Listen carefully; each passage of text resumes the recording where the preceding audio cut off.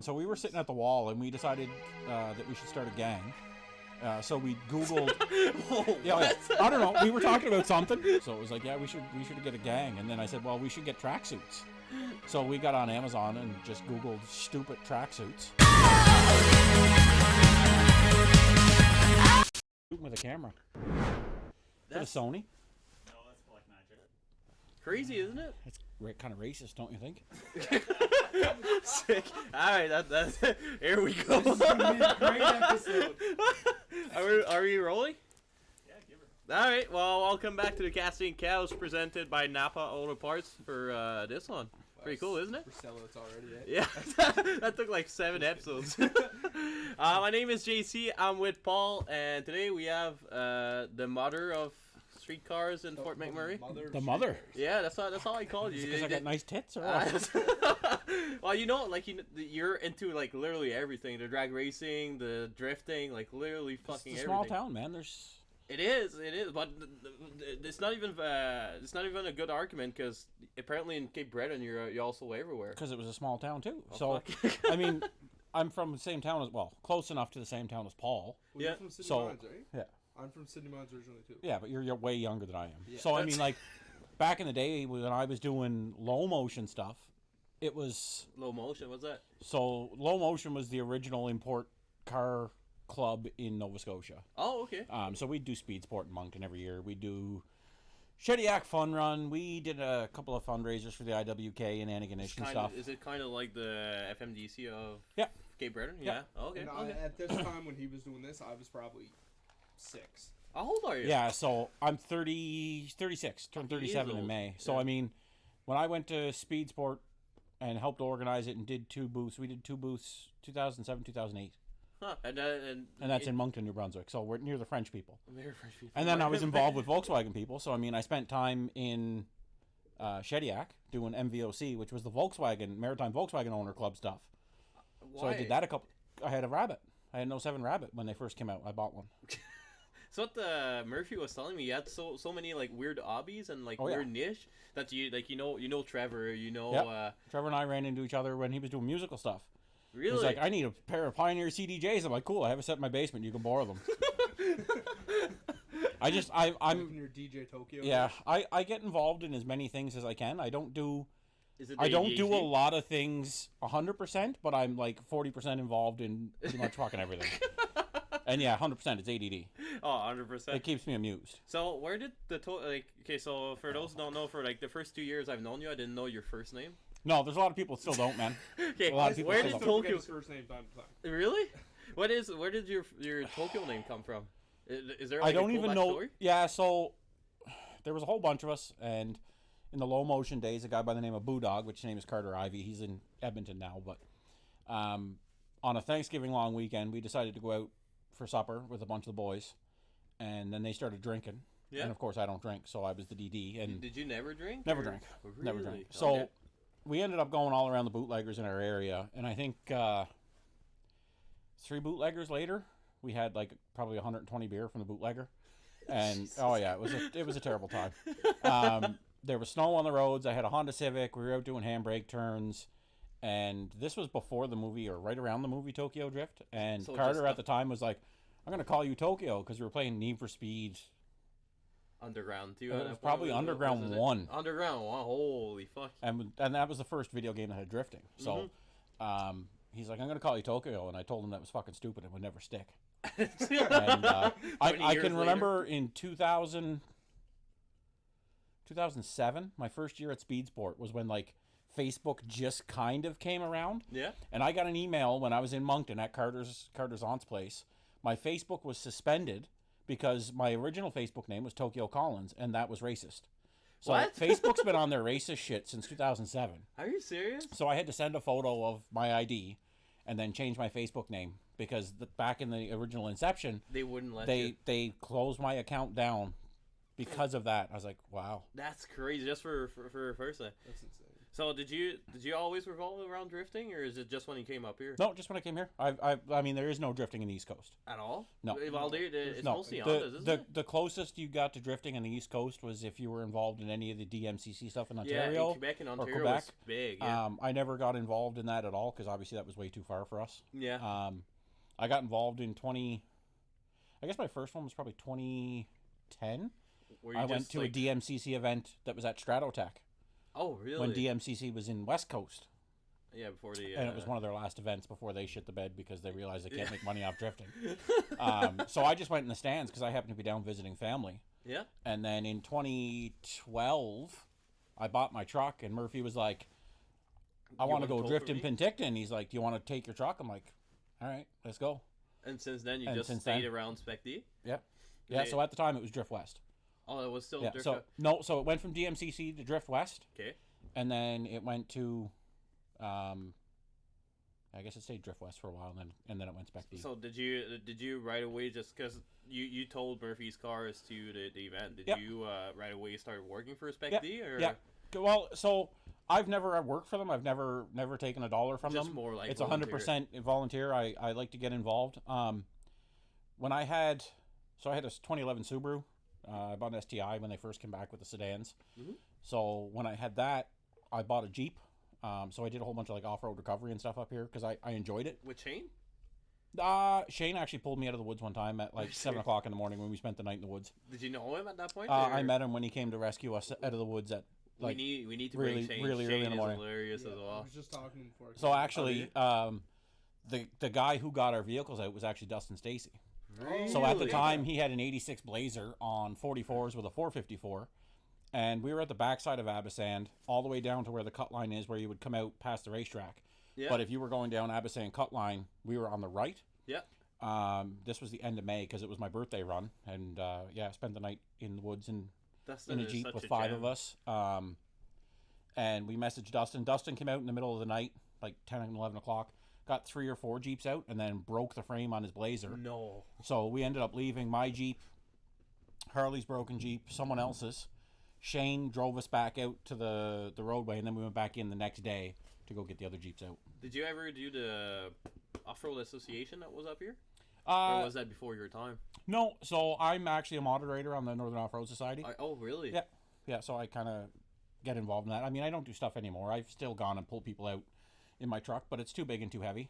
Yeah. Yeah, you're I not got to be going- careful with where I go. But, like, I probably have 60, 70 feet of strap in my truck at all times. Shackles, all that stuff. So, I mean, like, when I first showed up to a Drift West event, I think it was Dustin Brewster was towing with his Ford, but they were using, like, ratchet strap, tie-down straps. So I'm like, I have Like the strap proper shackles, I slings, have a yeah. drop hitch, I have hooks, I have everything in my truck because I just carry it because you never know when you're going to need it. So it just kind of after that, I just started helping them out. And then when I was doing DJ stuff, I had brought full setups.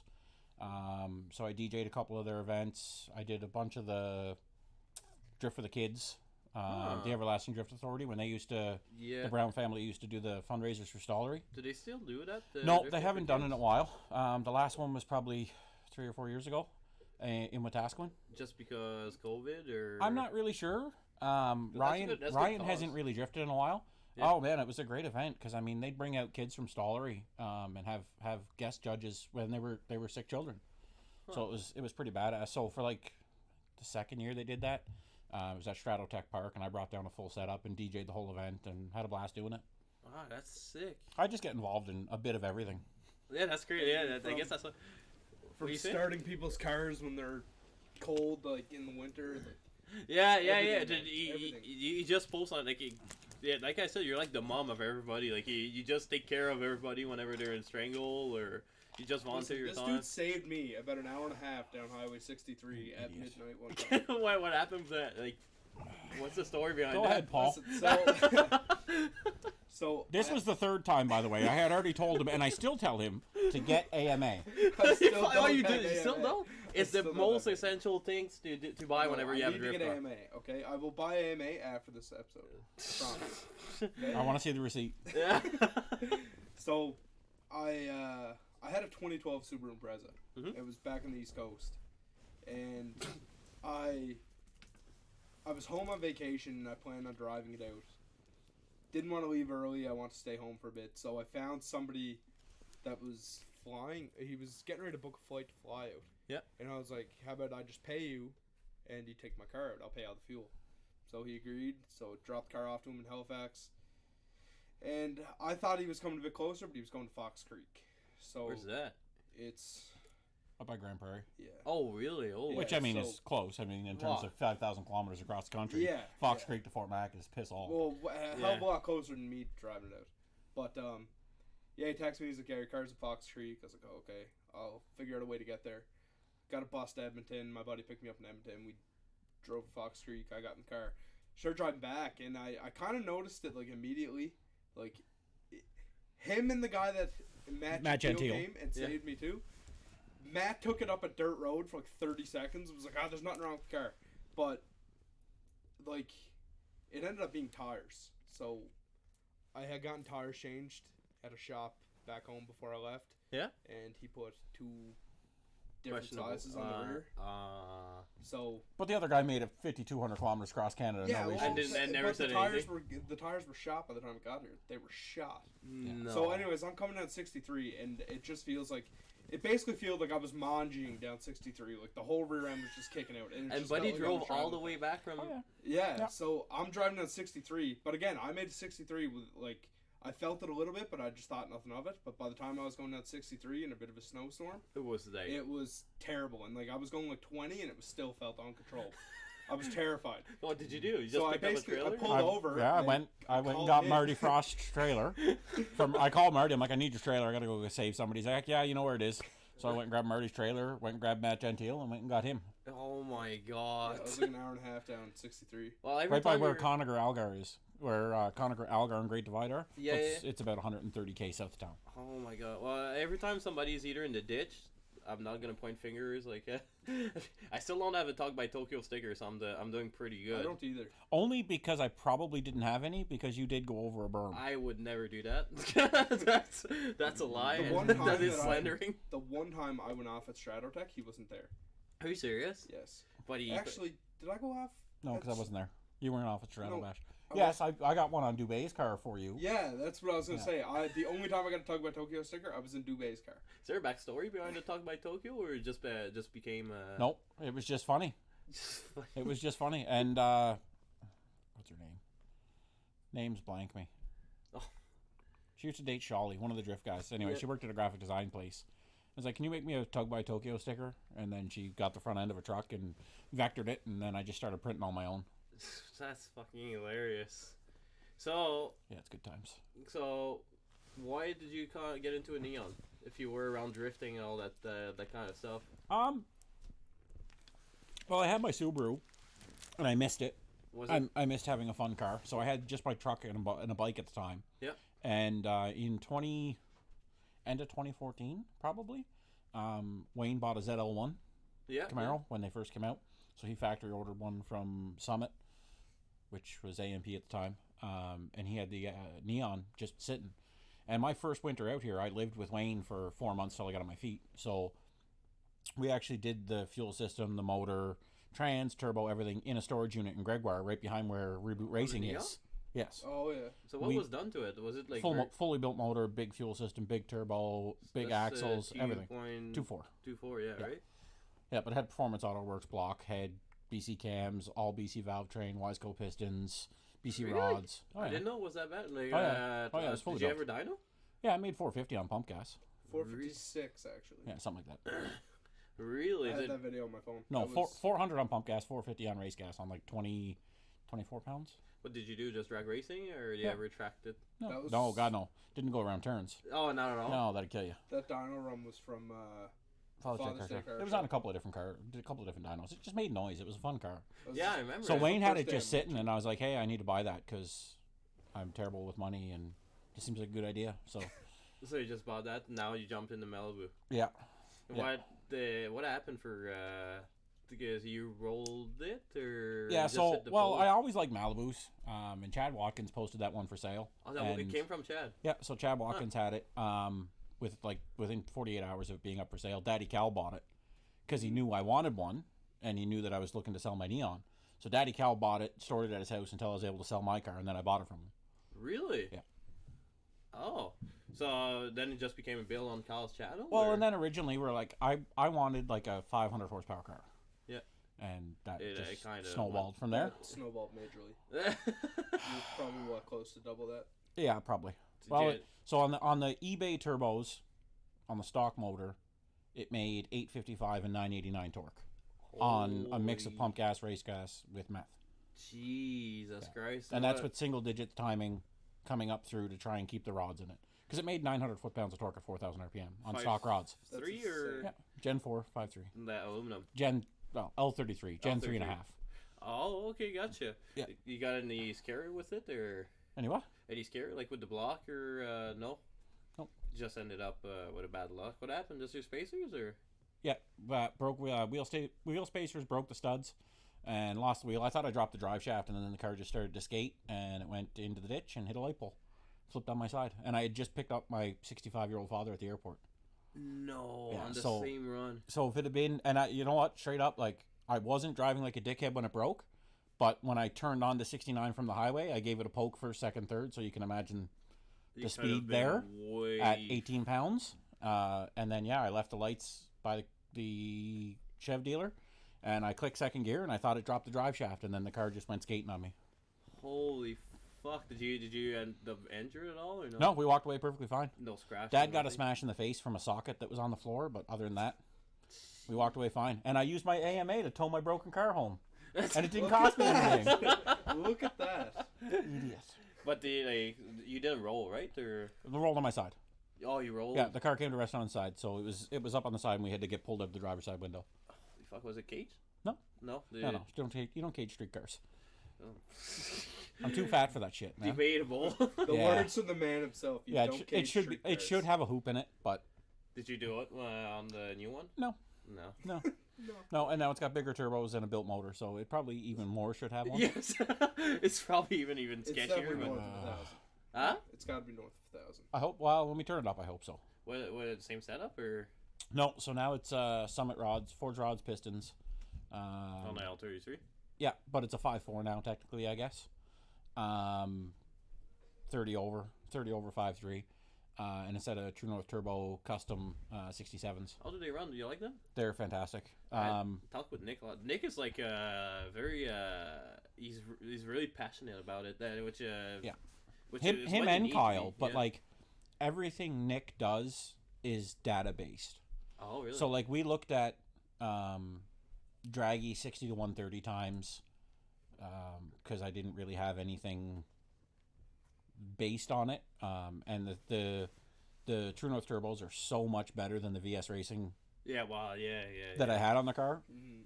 I mean, even when you think about it, so on the original setup on the stock motor, the car went like 1140 on the street in the Yeah. quarter mile on 18 pounds with meth. When I went to the racetrack at the end of this year, when it went 1090, it did that on the True North turbos on 14 pounds. Oh really? Yeah. So I'm down 5 mile an hour from where it should be. So I really wanted to see like what's the actual difference between like an actual like eBay turbo, but I seen he showed me some. my dyno eBay sheet. ones were bad. Oh really? Yeah. So they were, when I took them off after a season, they were pretty much toast. They were touching down on the walls, and then when Nick took apart the VS ones and measured them, my 6973s weren't 6973s. At all? They were two different turbos. Really? Like very close, but but still not different. How much No. are they? I think they're about $600 a piece. Okay, yeah, that explains why. Yeah. I thought it were more like north of. No, because 1,000. they're still journal bearing. Like they Oh. weren't ball bearing setups. Like Virginia's car is the mirrored 62s, and those are ball bearing VS. Oh, okay. Yeah. She's not running TNT. No, TNT wasn't really in that size when her car was built. They do big turbos, man. Very big. Want to say something? No, Oh, I thought you were starting. He was just gonna say that he's gonna get a turbo. no, not yet. Kyle wants to. Can you give him like at least five positive argument on why you should go turbo? It's easier. It'll be easier on your vehicle. I You'll thought you make- were against me going turbo. No.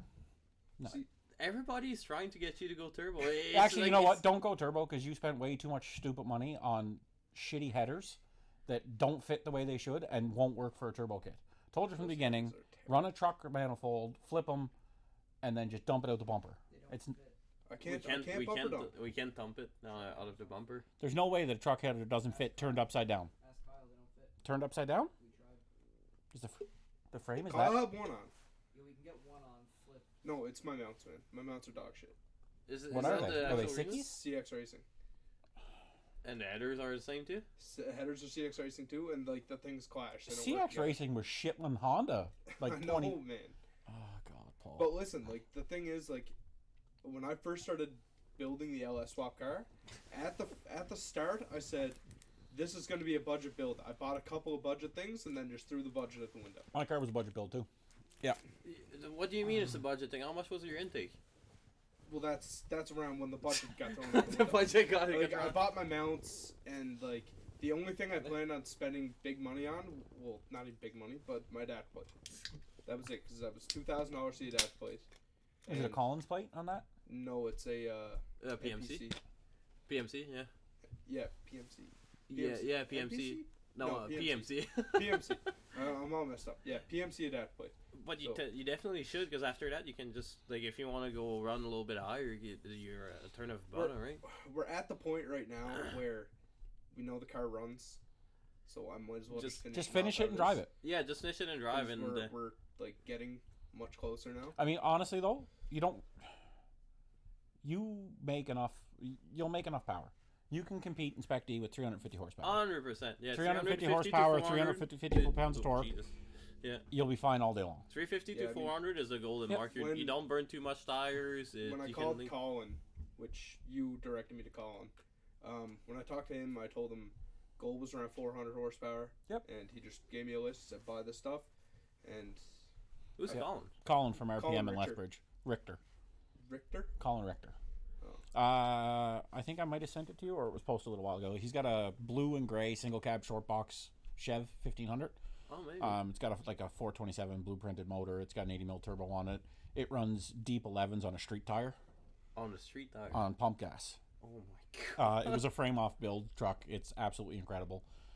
He runs a Holly for the ECM, but he still runs the factory Chev PCM so that the whole gauge cluster works. Like, this thing is a work of art. Yeah, he's got a shop in I never in heard of Lethbridge. him. I don't know. Yeah, he's in Lethbridge. They don't do a ton of stuff outside of Lethbridge and southern Alberta, but he followed the Boosted Lifestyle channel for a while, and when I bought my transmission from James Hatfield, who I Yeah. told you to go, James was like, "Hey, I'm going to give Colin your number. He wants to help out when you build." So my converter ended up coming from Colin. Oh, really? So he's just like a tuning guru for They LS, have or- a shop. They have an Yeah, actual they shop. have- He's got a shop. He builds Yep. LSs, and unbelievable to deal with. Yeah, I he's called good. him. He didn't know who I was at all, and he just helped me over the phone. Like, just took time out of his day to help me with everything. Sent me all my invoices instantly, and anytime I text him, even now, like a little bit down the road, I needed my oil pan.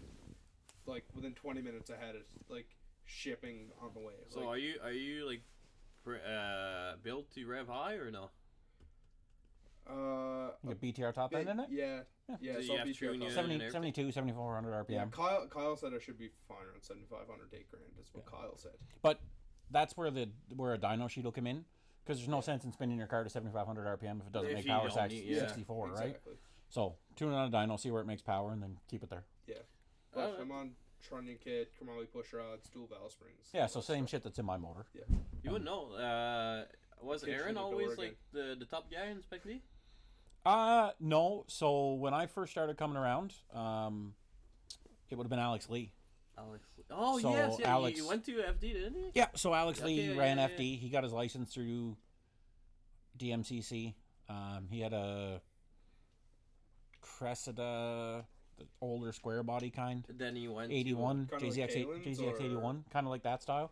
And then he went to a bigger body, Aristo. to the yes. So he was big with the Serial 9 guys. Yeah, I remember that. He's got a E92 with an LS in it now that he street hoons with a bit. He's still around. Huh. So and Aaron's is what 600? No, Just about. God no. More than Oh, that? with the JZ now, yeah. Yeah, Aaron. Just But when about- Aaron went to FD years ago, he was Nitrous LS. Oh, you went to actual FD? Yeah. Yep. Oh, I thought you just won his license and No, went to he FD. won his license like 6 years ago. And he just fought. and then he got out of it. with the triple S or. No. So Aaron was kind of on his own. Corey and the guys were kind of helping him, but he had some motor problems. He had a Wizards of Nitrous set up and like a really, really nice setup. And he had some mechanical issues when he went to Evergreen, and he stepped back and sold a bunch of his stuff because he had like the ultimate setup. He had a hauler with living quarters and all that shit, but it was so big and it was an older model that he needed a GMC Kodiak to tow it to be legal for weights. Oh, really? Yeah, so he had a Kodiak and he had the living quarters, and he went to 1 or 2 events. Same like John Bernstad went to FD. I didn't know that either. I didn't know Yeah. that. With our RX-7 or. Yeah. Like Pro 2? Yeah. When? 4 years ago, probably. Really? Why did is you get the all name- drifting then? What is the name that escapes me? You come down the hill. Atlanta? Yeah. So during practice, he got caught in somebody's smoke, and as you start to come back up the hill, he rolled his car off into the wall. No. Yeah. Oh my God. Yeah. Was he driving for the Stino at that point or? Yep. Huh. Yeah. He hurt himself. Is that why he stopped drifting? I think so. I think he kind of took a step back and wants to just kind of drift at a fun level. Because before that, he had an E86 with a rotary in it. Yes, I remember. Well, I don't remember that, but I know what car you're talking Yeah, about. black one. Yeah. Oh, I Yeah. didn't know that. Yeah. So he went to FD. Really? Did you know if he had full backing or just by himself as well? It was him, Pugsley, and a couple other guys. I don't think it was full back. He was just making the dream. And I said the same thing to Dunbar. Like, no offense to any of the guys in Western Canada, but I mean, when Spec D became a licensing series for Formula Drift pre-COVID, I was really hopeful that we would get a lot of guys coming from the States. Yeah. Not that our driving isn't top quality. It's It that became stale at one point. well, no, it's that we have such a small field. Yeah. Like you look at the States and it's top 32 and they get 60 guys. Yeah. Up here, it's top 16 and we might get 20 guys that show up. Yeah. So I mean, if guys come up from the States like what was his name, David, come up with a yellow BMW a couple of years ago before COVID, and his plan was to run the full Spec D series in hopes to get a license. He ended up popping the motor in his LS swap BMW in like his first weekend out. Huh.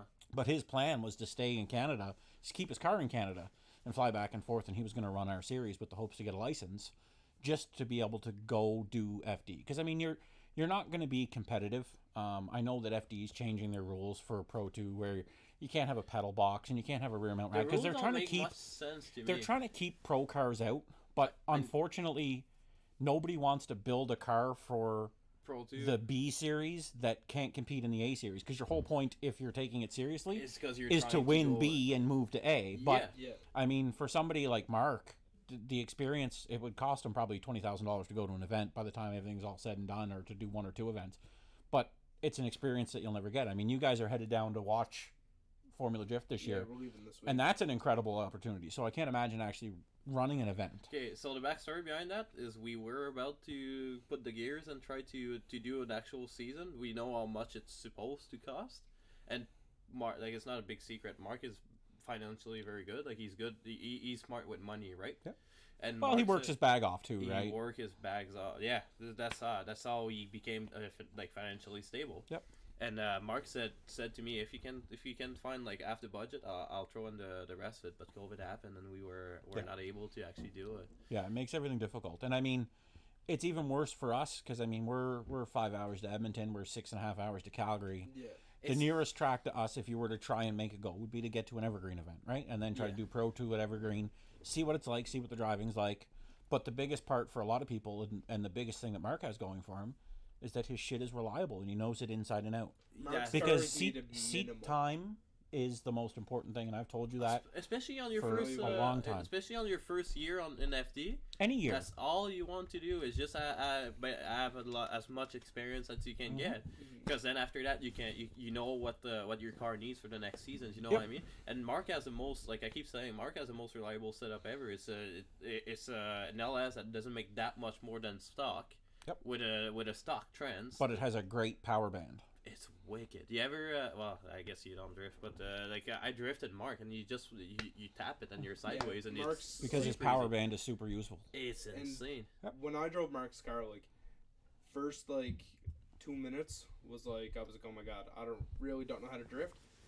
Wait until After you that- get your car, man. It's a different world, man. But like after about 2 minutes of driving Mark's car, I was like, he gave me a few pointers. Like I'm really bad for it, and I've noticed it myself.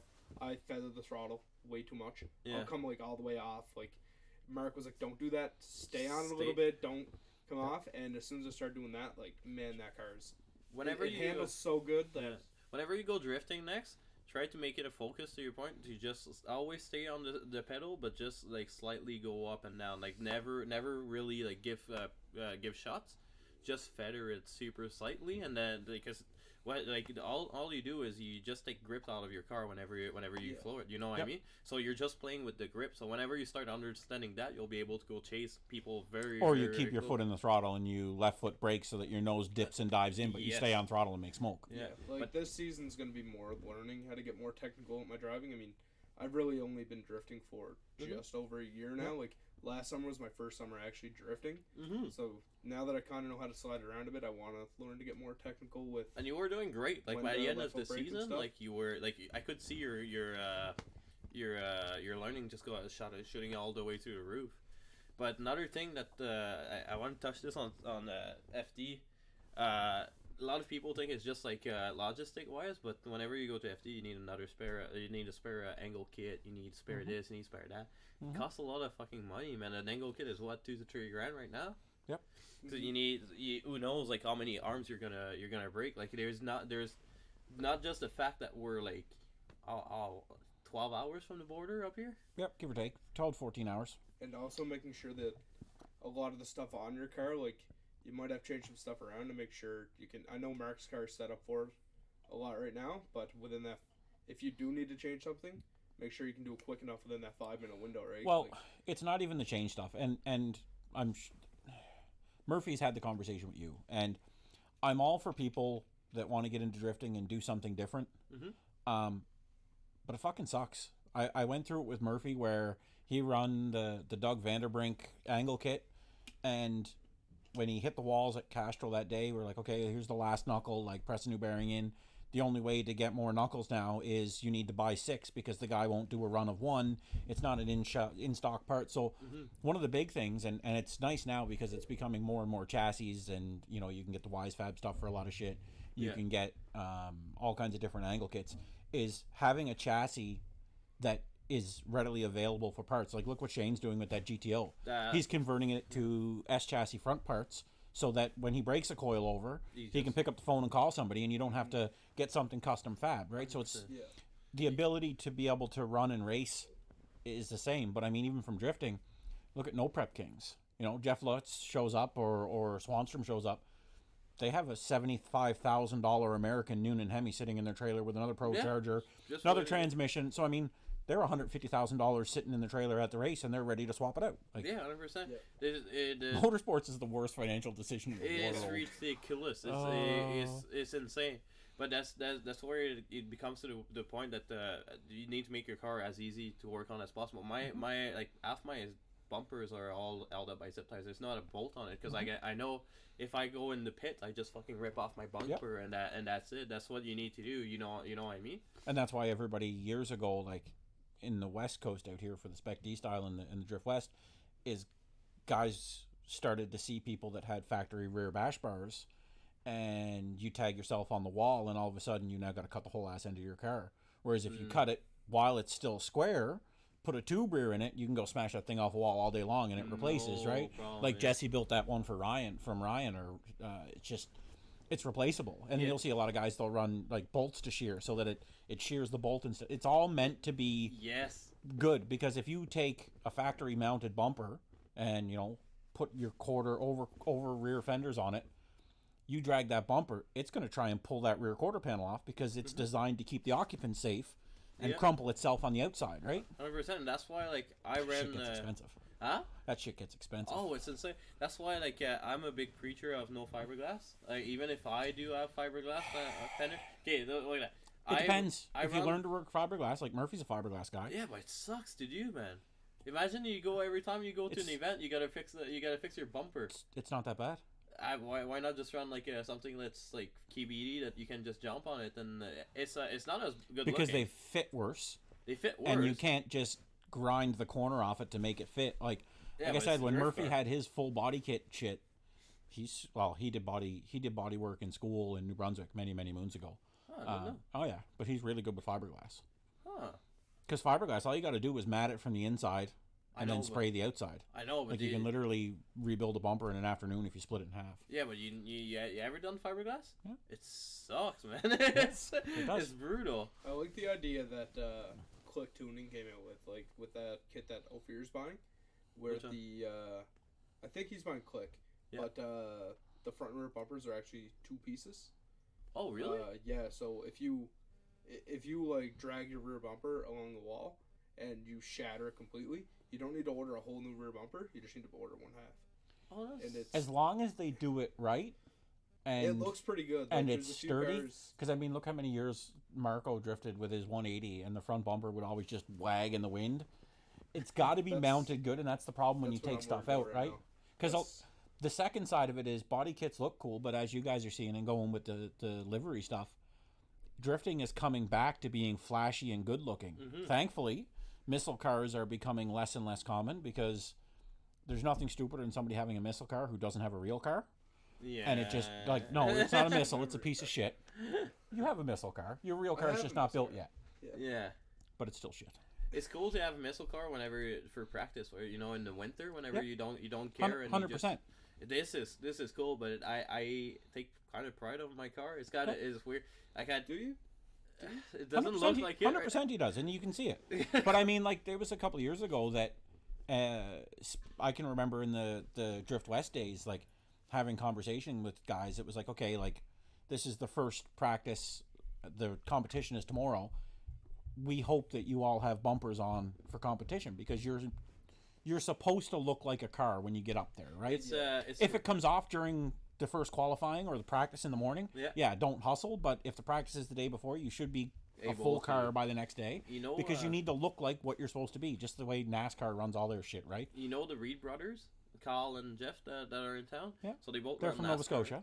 Yes, they Yeah. both run NASCAR, right? And it's I don't know if it's a NASCAR thing or not, but it's a big etiquette that your car, because they both came on the board for Area 63, and Yep. they were like, can we make it a point that the cars need to look proper, that Yep. these have the proper, because it used to be like spray painted logos and Yep. stuff like that, and that have like properly. Aesthetics is a big thing, man, for the people in the crowd. That's the thing. It's very NASCAR, crowd- it doesn't. It's none of the NASCAR is a Toyota Camry, No, but the front end is a perfect sticker of a Toyota Camry. and it looks And good. I mean, mind you, they get a bunch of sponsorship, but it's the same thing, right? It needs to look like a real car It just, because it's what gets people interested. Well, Oh, I that's like the the thing. blue one. Which blue one? The Ford, the Chev, the Dodge. Yeah, but it because and a lot of people don't realize that it's gonna help you with your sponsorship as well. The more professional you look in your pit, do you know Kenda Tires? You know of them, right? Do you know Oh, yeah. Ed from Kenda Tires? No. He runs this page. It's called Driver's Image. It's awesome. I sent you some of their Yep. posts, right? It's awesome. It gives you like a bunch of tips for like all to grow like your racing background and business and stuff like that. And it makes it like a really big point. The more professional your pit looks, the more you're attractive to like big companies that are 100%. it's just your car looking proper, Yep. your pit being like kind of clean, or you don't need much, right? Just need to look proper, and the fans gonna love it because. Yep. Like we keep saying, we're that kid at one point that just 100%. Somewhere out there, there's a kid, and he wants to be you. So yeah. yeah, give That's- them whatever you can for the time of day. But I mean, that comes down to you can see the difference. I mean, even when we go out to Straddle Bash, it's not a professional race event, but you'll see the guys in the morning that are Windexing their windows, they're cleaning their car, they're quick waxing it, because for them, it's the look. Yes. And if you got a sponsor's name on your door, they don't want to see you going with 4 hours down from Fort Mac with mud all over your car because you hit rain. Stop at a car wash, spray the shit off, or bring glass cleaner if you're vinyl wrapped, because And glass just- cleaner just works perfect. takes 5 minutes, and it Yep. makes your It's the program appearance, just man. look. Yeah. It Yep. makes your program just look that much better. But the big thing now too is that people are sharing their programs, like what you guys do. Mm-hmm. You've got no qualms. The 881 sponsor package isn't a hidden document. You'll show people what you do. Cam Stupar does the same thing. If you've got there are people out there that help you build a sponsorship package, and it's helping people get into the sport, right? I'm And it's helping 100%, companies. yeah. Yeah. I'm on. So I don't know if you've seen it, but like we did a full video about Yeah. sponsorship. Oh, You know, yeah. right? So I'm full with. I'm very open with. We're gonna help you as much as we can. Like we'll give you all the documents. Like Yep. we're at the end of the day we're dumb kids. You know what I mean? We had to learn it all by ourselves. But that applies to so many other things, man. Like, I mean, by day, I'm a safety guy. Nothing in the safety world is invented. It's all reused. It's already been done. It's been discovered. It's been figured out. You're not reinventing the wheel, and there's no sense to reinvent the wheel. So if you've figured out a small piece of how to make something easier for other people, then Why by not all this year? means. And it's and for us like drifting is really community based. You know what I It mean? is. So like. Well, because you can't just roll up to somebody you don't know and smash their door in with your front tire, because Yeah. they're probably going to be pissed. Yeah, that's But, fair. driver image is like, that's one of the biggest reasons why now, like, me and Josh have, like, we started planning out how I'm going to set my trailer up now. Like, Did you buy a race suit yet? I didn't buy a race suit yet. Buy a really fancy race suit, because if you notice, nothing against anybody that runs the normal race suits, but if you ever notice when Jason Delahaye be in the pits, he had an Alpine Stars race suit with his patches on it. We and have it was a super we bright. have a cheat for that. Yeah. We got a printer now, so we're gonna buy a shitty race suit, but we're gonna put like nice logos on it. Okay, the safety side in me tells me that you can't do that, because whatever you attach to the fire suit is no longer fire rated. Oh, So yeah. that's why fire suits are like $1,200 when you get patches No, and you we- buy FR rated patches and so on. We've been talking about reaching out about custom suits. Like, Yeah. Yeah, but I With mean, our- think about it. Like, you're in the car for 30-second runs. The driver's meeting, if you're doing signings, if you're in your pit and you got it tied around your waist or whatever, that's what people see you in. So if you're the guy with the bright suit, people are going to get to know you. It creates another image, just like my stupid fucking That's fair. tracksuit on Miles of Mayhem. That's fair. I Dude, the didn't amount of think- people that called me Yeah. the John Daly of drag racing, and the people that would laugh because it was 40 degrees out and I had a stupid Amazon tracksuit on, it was great, man. People laughed. what brand was or what? Oh, that was at Amazon. So we were sitting at the wall and we decided that we should start a gang. So we Googled. Oh, Yeah, what? I don't know. We were talking about something. I think it was because Isaac and Psydoc and everybody had their Audis. So it was like, yeah, we should get a gang. And then I said, well, we should get tracksuits. So we got on Amazon and just Googled stupid tracksuits. Throw it to me. I'll try to show it to the camera. Wanna zoom in right there? Hold on, I'll try to. Yeah, keep going. Yeah, so we're sitting at the wall, and Isaac ordered one, Psydoc ordered one, I ordered one, Sarah ordered one. There were a whole bunch of us ordered these stupid tracksuits. And then when I went to Miles of Mayhem this year, I brought it with me, and I bought a stupid big stupid plastic gold chain. And dude, that made so many people laugh in 40-degree weather, I seen that and the it was first time. hilarious. It was so uncomfortable. The first time I saw that, I cried laughing at that. Yeah. So I'm gonna buy a couple more this year for Miles of Mayhem. I'm gonna do it again. If you buy me one, I'll wear it at every single They're spec deadly. event. Literally, dude, that was like $52 on Amazon. Are you serious? Yeah, it came from China. It took a little while. And you got to upsize yourself real big. Like, I think that's like a 6X or something. They're just totally Asian people It's like the oriented. Yashio factory hoodie that I ordered. Yeah. I ordered a 2XL Yashio factory hoodie and it fits Josh. Are Yeah. you serious? Yeah, it's not Oh good. my God. But yeah, like being bright and being noticeable. And then, it gives you someone an opportunity to come up and have a conversation with you about how stupid the suit is. And then you find out who they are and you get to meet new people. I'm brutal for that because I'm very low key. Like I don't like very bright colors, and I had to push myself because it's either I'm gonna be like gray and black, or I'm gonna be like pink and super neon green. So we changed the livery for that. I love being like In your face. semi-flashy, right? Like, I mean, look at the cars I built in the past. The Tiffany blue car, like that. The bright orange Turn on 10s, the gold hatch back home. Like, I love being. That was Andre's car. You didn't build that. I know I didn't build that. But Why did you just get called out? no, like I did not build that. I did not build that.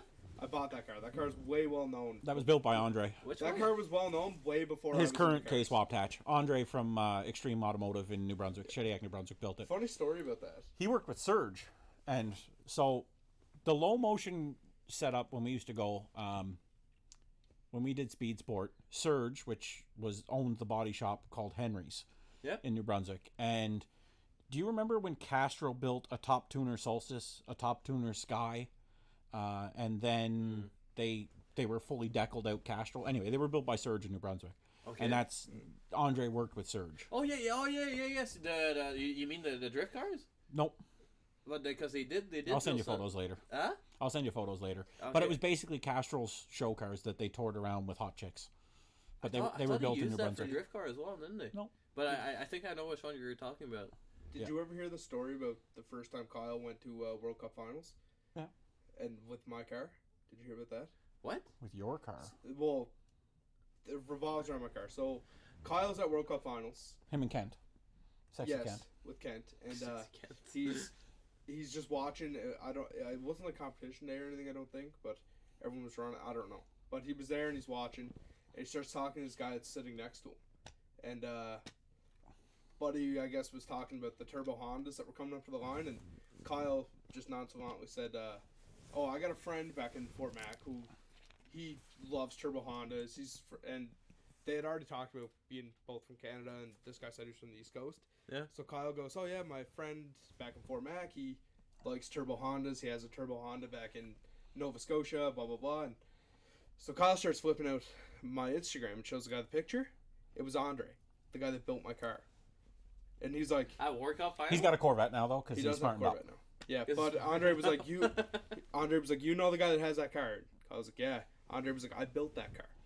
Really? Yeah, so it was actually the guy that. That's a badass car. That's the was. orange one, is it? Yeah. Yeah, it was a badass car. What Pulling happened? up right now. He put a K series in I it. put a K series in it, And. K series are shit. and I booed up. That car was a badass B series car back in the day. Why did you change it? Because he's an idiot. And K series were cool when he did it. Yeah, And now they're expensive. It's like LS's. I got a good deal on all the parts. Huh? I bought a whole car to part it. Yeah. Good old World Cup finals. I'll go there someday. I'd love to go to World Cup finals. I'm not like into drag racing as much anymore as I used to be, but I would I love to go to would- World Cup finals. I think we all grew up with drag racing. I did the same thing. I just switched up whenever I came up here because that's what drifting was available up here. Drag racing's available now, like with the Dragon Drives and stuff that are in Canada. Yeah, I know, but it's not like you can go drift here remotely in town. Compared to drag racing, you need to go like 4 hours. You know what I mean? So that's why I bought my S10. I wanted to do a drag truck. Yeah. Then See, I just- I would love to continue staying with drag racing, but I got to pick one. I can't afford to do it all. That's where it comes. I would love to do it all, but I can't afford to. Yeah, that's so where it much comes. money. How long have we been rolling for? 46. 46. 69, dudes! I mean, a drift car is really only taking camber out away from being a drag race car. Yeah, you do got a point there. Like, That's what that's what it's becoming. The people don't understand that drifting at this not at our level. Our level is a bit more chill, but whenever you get up, it's not necessarily taking grip away from your car. It's trying to add it back. yeah, 100%. Because whenever you go with like 250 horsepower is fucking like you'll need like all the looseness that you can to try to spin it. And But, 60 psi. yeah, 60 PS. Just let it bump. But I mean, like nowadays, a lot of guys that have been around for a long time are getting back into building streetable cars because you get to drive it more on the street. Like Curtis Goat. Yeah. Like Goat's one of the OG Drift West guys, and he's just. Did you used to compete at all, or Oh yeah, really? Goat was one of the top 3 in Western Canada for Drift West. really. Yeah, Almost he had Murphy. a 180. I guess it was a 240 because it was left-hand drive. Yeah. With a JZ in it that was like that far off the ground. I know Murphy told me it was Yeah, like Goat's a big stance boy. Yeah, How big. was Gosh, Murphy he's doing? speaking your language over there, isn't he? Murphy was super good. When we went to Penticton, that was his first event out with his car. Now, the other big advantage, like I said, with driving it on the street, if your shit isn't crazy obnoxious, you get to feel what your car does when you go over a bump. No drifting, no being a dickhead. You just get to feel how your car operates. That's why I like. So it. when we You rolled can out to mind legal. Penticton, Murphy's first ever tandem was with Curtis Goat, and they were at the line, and Murphy's like, "You want to go?" And they were banging doors, and after the run, Murphy's like, "Yeah, it was my first tandem." Goat's like, "Yeah, mine first one of the day too." Murphy's like, "No, Ever? that's my first time going door to door with people." Because when he originally had his car set up, it would bind on him with his angle kit, and it would Yes. just push him like an idiot. So when we went out to Penticton, he finished 4th place in that event. His first drift, right? Yeah. I wanted to drift with Murphy at one point. I think he's trying to kind of get back into it, but like not like Not competitive. no, just like No. shit car fun kind of. Yeah. Yeah. Which is a way to do it, man. Like Yeah. like a $3,000 G is gonna be the most Usually- fun you'll ever have. Or a 6 Series with a welded diff. Yeah. Yes. Usually when Murphy's at scales, like, and I got my car, He tried to he scumbag always somebody. asks. He He always tries asks me to drive it, and I always let him. Oh, yeah. I always let him drive my car. He He- just rips it. He was trying to drift my car at Northern, but like the first plan. So he ended up judging, right? But the first plan for him was he wanted to drive my car, and I just couldn't let him. Like I don't know why. It's He's just gonna Murphy it. Yeah, well, not that because I know he was. Oh, God. I.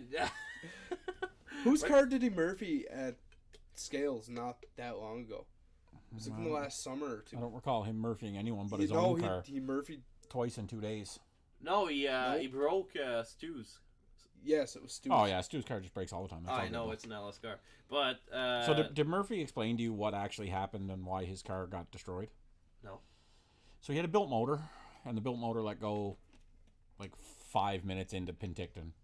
So scrambled to get his car back together to run the last 2 events of the year, Yeah. which was Saturday, Sunday at Castrol. So he put the stock motor back in his car, the stock 4.6 with the trick flow heads and all that other shit, but it made probably 100 less horsepower. Okay. And it just didn't drive the way it should for the 265s on the big CCWs that he had. So he was trying to supplement that with some nitrous, and it was just a bad time. Oh, I didn't know. Where did Murphy come from? When he smashed a wall 2 days in a row. That 'Cause 2 he- days in a row. Yeah, so he wrecked the car on... So if you come down turn 9 and 10... So if you're on the skid pad, when they come towards you... and Yeah, and then they can't. So when he come down this way, he smashed the wall on Saturday, fixed the car, and then smashed the wall on Sunday going the opposite direction because we switched layouts. He actually damaged 2 or 3 Toyota FRSs because there was like a car show on the other side of the barriers. Are you serious? He hit the barriers so hard that he pushed them.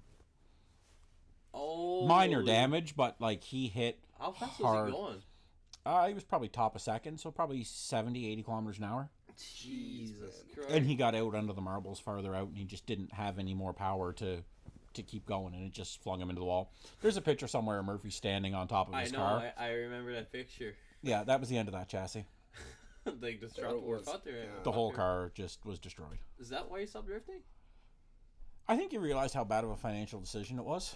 I think we all grow up at that point, Yeah. but we're not. We're Because, way I mean, far from when that. we were doing... And I guess it's the same for you guys when you're doing Mission, but I mean, when we would do Penticton, you know, that's a $2,500 weekend for one car to be drug out and Yes. for me and Murphy to go out for the weekend. So, I mean, that's a lot of money, and for...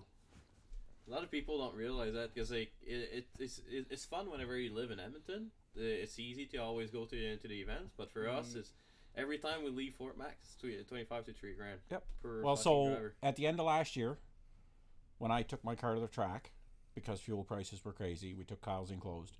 It was pretty much $150 down, $150 back, so there's $300 in fuel. The rental was $200, and I think I got 4 runs in, and then I had to stay for street legals because we got rained out and then we had coolant down. So it was costing me like $200 a run, basically. Oh my god! And that doesn't count like the fuel for the car or anything on the car. That was just like cost to get there. But at Yeah, least you guys don't burn tires as well. You know what I mean? Us is I mean, I just ordered 4 tires in January and it cost me $1,800 for 4 of them, and I don't know that I'll get this season out of them. Yeah, that's like $18 for us. And that's fair. that's 4. So Yeah, but the 18 Chinese tires, whenever you go to like competition tires where you would probably want to be whenever you do Spec D, it's gonna be $300 for 3 runs maybe. No, Yeah. Paul's gonna run scrubs. I'm no, gonna run scrubs. no, like- you're not gonna run scrubs. yeah, So man, I'm gonna run scrubs. talk to anybody that played the scrub in the dumpster bin Yeah. game.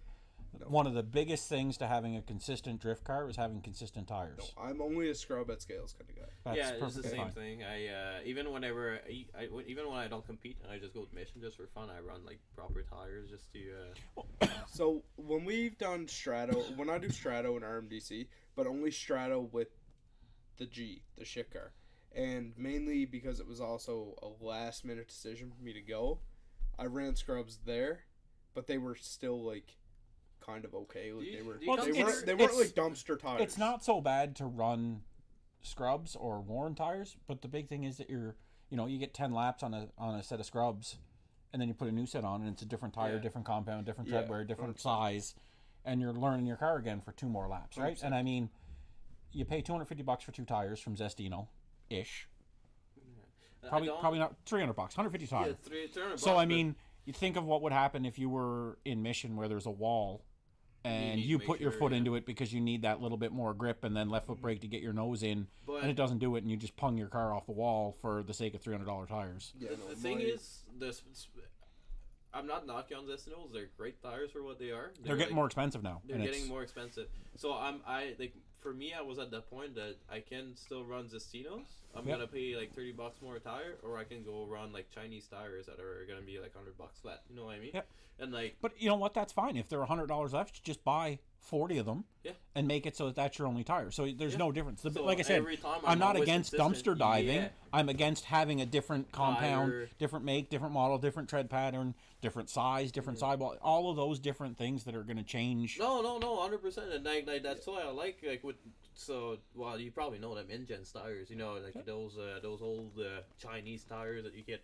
I used to run Linglongs on the Neon, and then I ran Zestinos. Yeah, it's not bad as long as you stay, like you said, you stay on the same tire. Stay on the same tire. Stay consistent. Get seat time and Yeah. know what they do. Anytime the E46 is going to a track, it'll be on Either certain tires. Well, the other part too, and I mean, I always use the example of Brandon Strong at Straddlebash. That guy went through, I think, 3 sets of tires last year. Yeah, but and you look at how hard he drives, but he runs a $300 horsepower SR. You know what I mean? Yeah, but he's been drifting long enough that he doesn't need to go out and link every corner. He goes out and he does a big badass reverse entry on turn 1, and then does a cool down lap, and then comes back around and bangs turn 1 again. Like, you don't need to drift every single corner, and you get so much more out of your tires if you do a cool down lap. But I think it's more a style of driving than it is 100%. Because he just wants to do reverse entries and go bang doors with Chen and the boys. Yeah, me, I love to try to push myself to link everything. You know what I mean? Yep. That's my whenever I go to Strato, my goal is I don't know the corners at Strato, but like whenever you do that airpin, then you go like that big fucking left. My goal is to go to do it in one motion and not manage it. That's where I find my fun, right? Probably because I can do reverse entry as good as him, so I'm like. But so Brandon had like a 600 horsepower JZ years ago. Yeah. Oh, really? But it wasn't that in the same chassis. In the same 240. No, in the same 240.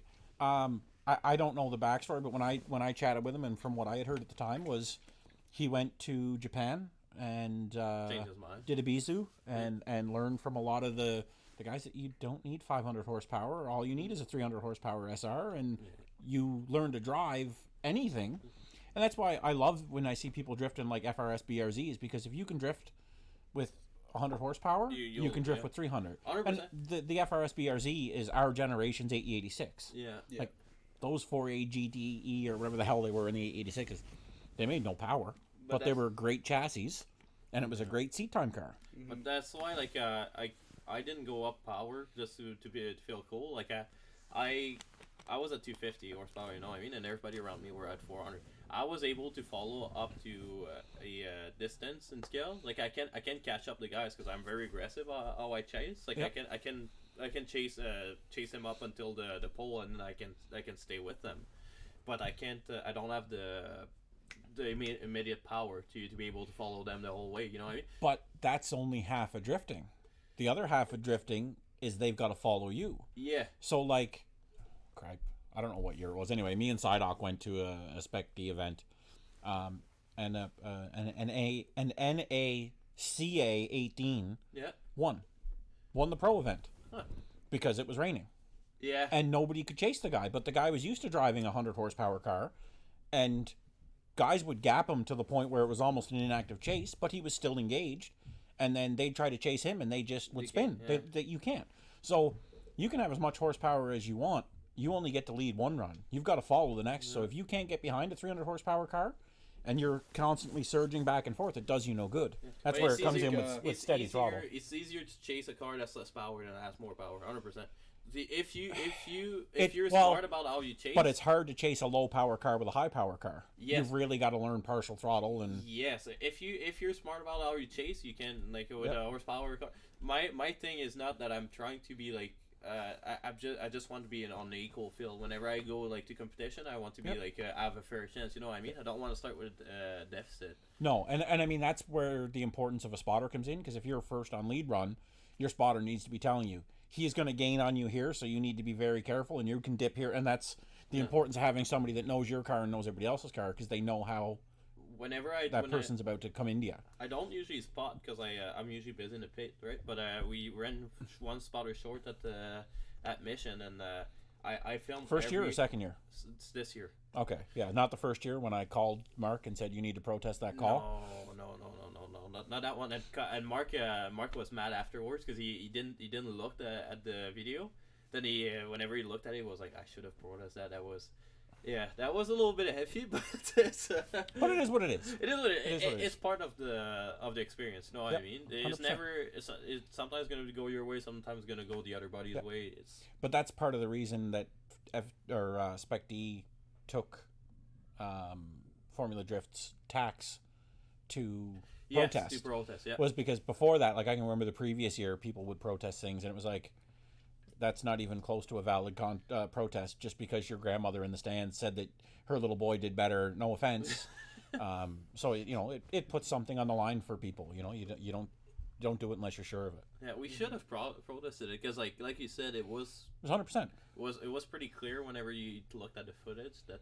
I was sitting in the garage. I was sitting in my driveway and my garage. Yeah. We were building the motor in my car, and I was watching it. But it's important when I you're. mean, in my spotting- engine room. You what? My engine room. Yes. Yeah, his engine room. But it's is that like your kitchen or? No, we were actually No, it's building the driveway. motor on the tailgate of my truck. We had two trucks tailgates. We had a plastic table, and we pulled the motor out of the car on a Saturday, did the heads, cam, valve springs, everything, and then put it back together on Sunday. Oh my god! But yeah, what is important whenever you're spotting is what I do is I take video of everybody's run. It doesn't matter who it is. Like it doesn't matter if I know the car, because then after that, right before if they go against. Yeah, you find out who they run and how they drive. Yes, you can Yep. analyze their whole run. You know whenever they slow down, if they pull the e-brake at some weird spot. Yep. So you can prevent like let's say Mark to be able to do a proper chase. You know what I mean? So it's a full art that people don't necessarily realize because they'll just be like a lot of people because I seen like we had a lot of random people spotting for us in the past and they're like. Go hard, but you're like, well, What is where? hard? Yeah. What is hard? Like, what is hard and where is hard? I mean, it's no different than drag racing, right? You get into the guys that run shock sensors, drive shaft sensors. Yeah. They're still videoing it so they can see what data on the computer looks like on a video. Is the rear suspension separating? Is it pulling the front tire? Is it spin? Like, to be able to compare all that. So video is a big thing. Track racing is way more technical than people realize. Yeah, it is. People think it's just a redneck sport and it's just like a straight line. It's so technical. Yeah, it's. So much I more. just want to go fast. Yeah. Well, it's been about an hour, but I got nothing to do. that's people keep saying that whenever we do. I mean, it's only 7:00. I gotta go pick up a set of BMW wheels for Lino. Lino, who's that? Convertible BMW. Has the tow truck at Stratobass. Lino. Lino. Oh, okay. I thought somebody in town. Yeah, no, he was up here last weekend picking up a car. Yeah. And I gave him shit for not saying hello, and he was literally just here to get a car. And then he sent me a message today. He's like, "Are you coming to the city anytime soon?" I'm like, "Yeah, I'm coming down Friday, dude. What's up?" He's like, "Oh, I found a set of wheels that I want to put on that car that I picked up. It's for him? Do you think you can bring them down?" I'm like, "Yeah, man, whatever." So I don't know. Him and Marco work something out, and I got to go pick up a set of BMW wheels for Lino. Oh, I didn't know that. But yeah, I gotta go meet a woman For a tabernacle croissant. No. Girlfriend is working. I think she's working like a booty machine or something like that. She's selling it, so I gotta go meet. Working a booty machine. No, I love working when a things booty are lost in translation. Selling a booty machine. English. Selling. English. She's working She's a working booty a machine. booty machine. Working a booty No, machine. she's selling to a booty machine to somebody. There, but, selling a booty machine makes more sense because working a booty machine, What That the hell could is be a little booty sketchy. machine? yeah, of course we had to some finish sort of it. booty builder. Yeah, but Probably like a stair climber. No, I don't know what it is, but it's weird. But anyway, that's. You're supposed to be her Anyways, booty machine. Off topic. Oh, that's Jesus Christ is going there now. We're gonna cut it right now. I mean, it's the way she goes, boys. Sometimes she goes, sometimes she doesn't go. Sometimes she booty, sometimes she doesn't booty. All right, thank you, Tokyo, to come on the podcast. We'll have to catch up in the middle of season. I'm a degenerate. Yeah, let's go race cars. Come do Miles of Mayhem sometime. Get your truck ready. I know I'm not getting my truck ready for this year, but Do it in drift car. yeah. Dude, it honestly, like, don't even come to try and destroy anybody. No, I just come just for fun. 5 days, 1,800 kilometers, 4 different tracks, 5 days of racing, and you do it in your street car and everything that's in your street car. If I'm off, It's a blast. If It's I'm sold off, I'll out this come. year, but Let's do a hatch. I'll bring a hatch out. you There's- should come in. You should bring it up here. Tokyo's shaking his head. it'd be a great idea. There's no real high horsepower front wheel drive guys. I'll put money on that. This car's not coming. No. No, never. I've tried to get it out a whole bunch of times. It's not Yes. coming. I even gave him shipping guys and all kinds of people.